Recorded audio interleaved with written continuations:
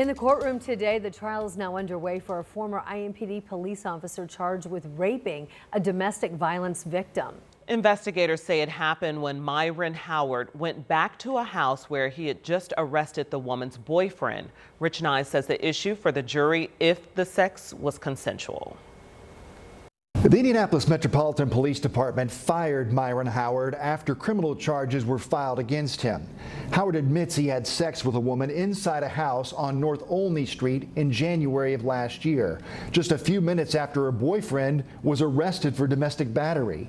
The woman allegedly suffered a bloody lip and injured jaw. But after everyone left, Howard drove around the block and came back to the house just after midnight. The prosecution told the jury that Howard talked his way into the home, asked where the bedroom was, and threatened the woman. "You could have went to jail too, but I didn't say anything, so I need you to do something for me." The deputy prosecutor told the jury he had sex with her, not consensual, he raped her.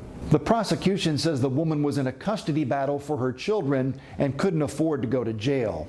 Howard apparently turned off his body camera before he went back to the house, but the GPS in his police car showed that he was there. The defense says Howard returned to the neighborhood hoping to talk to another woman he saw across the street and found attractive. The defense told the jury that the alleged victim was on the porch, waved at Howard, invited him in, and they had consensual sex.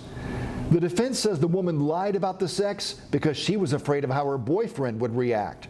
She had a million reasons to lie, defense attorney James Jared told the jury.